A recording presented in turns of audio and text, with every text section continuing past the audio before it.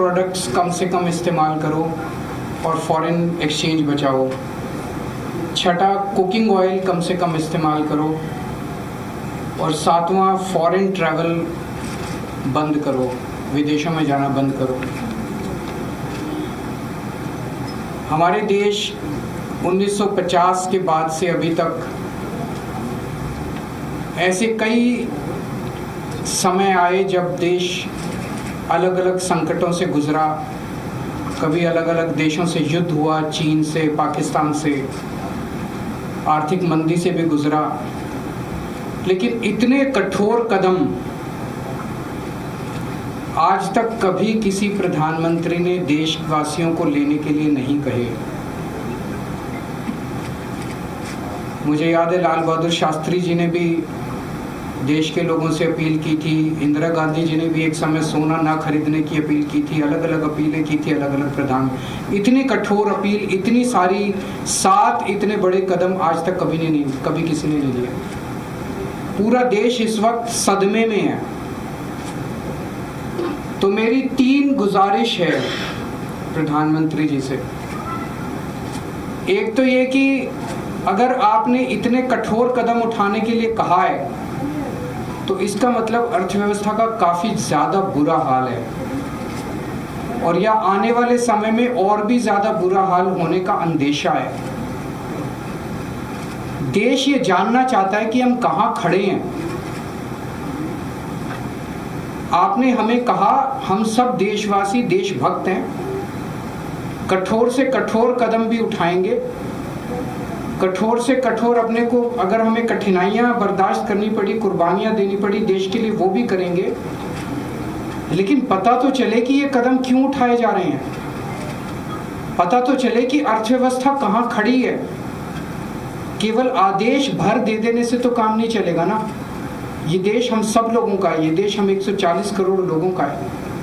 तो प्रधानमंत्री जी से मेरा पहला निवेदन है कि वो पूरा आज हमारी क्या स्थिति है, अर्थव्यवस्था की, इकोनॉमी की क्या स्थिति है और आने वाले समय में कुछ महीनों में या 1 साल में हमारी क्या स्थिति होने का अंदेशा है, इसके ऊपर सारी जानकारी देश के लोगों के साथ साझा करें।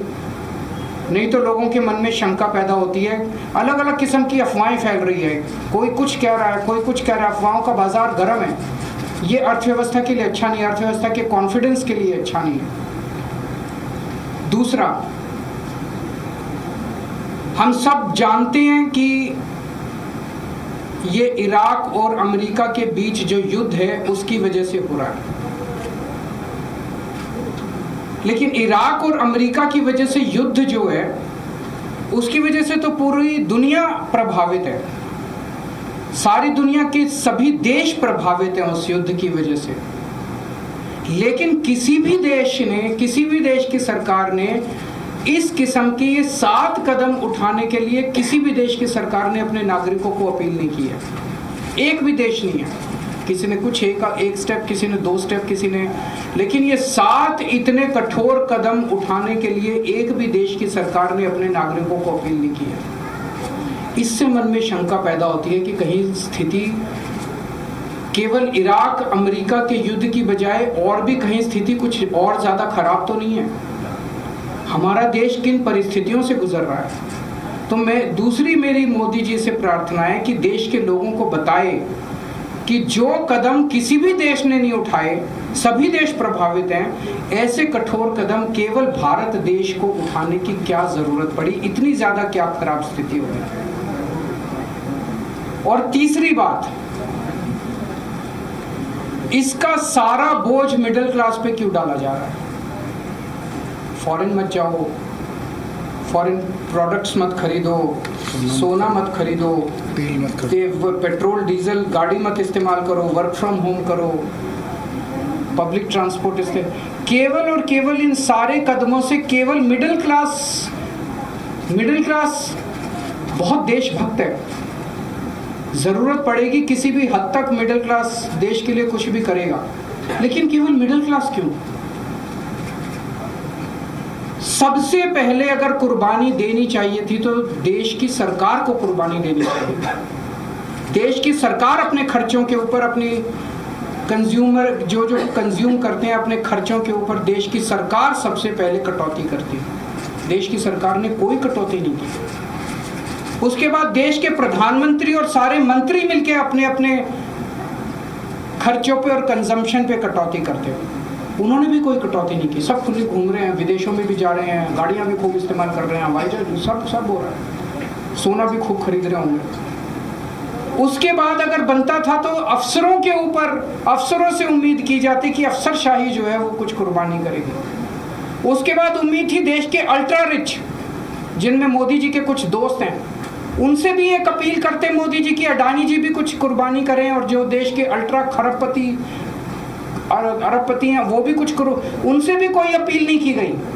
केवल और केवल देश की मिडिल क्लास से ही अपील की गई। इस बात का दुख होता है। मैंने पिछले 2 दिन में कई लोगों से बातचीत की, उन्होंने कहा हम करेंगे देश के लिए कुर्बानी, लेकिन केवल हम क्यों?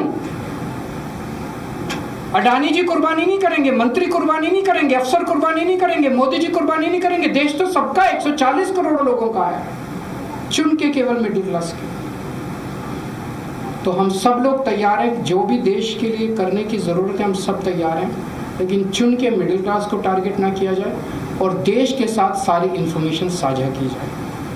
अगर आपके कोई प्रश्न है तो। सर, नीट का एग्जाम जो है वो रद्द करना पड़ा है। सबसे पहले मैं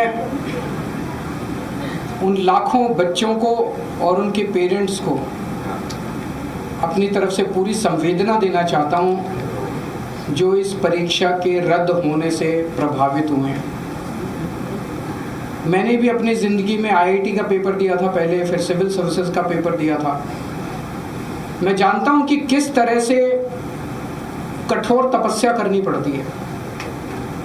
हमारा एक छोटा सा घर होता था वहाँ पे हिसार में, ऊपर एक छोटा सा कमरा बनवा लिया था। 24 घंटे उस कमरे में बैठा मैं तैयारी करता रहता था। फॉर्चुनेटली उन दिनों में पेपर लीक नहीं हुआ करते थे। इतना गरीब परिवार होते हैं वो गरीब परिवार, कोचिंग इतनी महंगी है, कोचिंग करने के लिए कई लोग दिल्ली आके रुकते हैं, दिल्ली में किराए की जगह लेते हैं बच्चे, अपने माँ बाप, कई लोगों के माँ बाप अपनी सोना गिरवी रख देते हैं, ज़मीन बेच देते हैं बच्चे को कोचिंग कराने के लिए, और उसके बाद अगर पेपर लीक हो जाए तो उससे बड़ा मैं समझता हूँ कि धोखा किसी के साथ नहीं हो सकता। और ये नीट का पेपर पहली बार लीक नहीं हुआ, मेरे ख्याल से एक बार 17 में हुआ था, एक बार 21 में हुआ था, फिर एक बार 24 में हुआ था, और एक बार अब लीक हुआ है। 4 बार पेपर लीक हो चुका। तो पेपर ऐसे तो लीक होते नहीं है। इसका मतलब बहुत बड़े स्तर के ऊपर कुछ ना कुछ तो कल्यूजन है, मिली भगत है, पॉलिटिकल पेट्रोनेज है।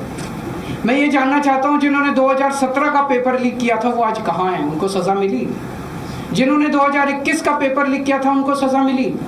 जिन्होंने 2024 का पेपर लीक किया सबकी बेल हो गई, सारे बाहर हैं, सबको कह दिया गया अब अगले पेपर के लीक करने की तैयारी करो। और वो कर रहे हैं, पेपर लीक पे लीक पे। ये चल क्या रहा है इस देश के अंदर? और मैं पूरी जिम्मेदारी के साथ कहता हूं, सरकार चलाना कोई आसान काम नहीं है, सरकार चलाना बहुत मुश्किल काम है। जिन लोगों से एक पेपर ठीक से नहीं होते बिना लीक करवाए, वो सरकार क्या चलाएंगे? मिले हुए हैं ये लोग। It is a case of complete कल्यूजन। लाखों करोड़ों बच्चों के भविष्य के साथ खिलवाड़ किया जा रहा है। उन सब बच्चों के साथ मेरी संवेदनाएं हैं और मैं उन सब बच्चों को बोलना चाहता हूं कि सड़कों के ऊपर उतरना पड़ेगा। ये सरकार केवल और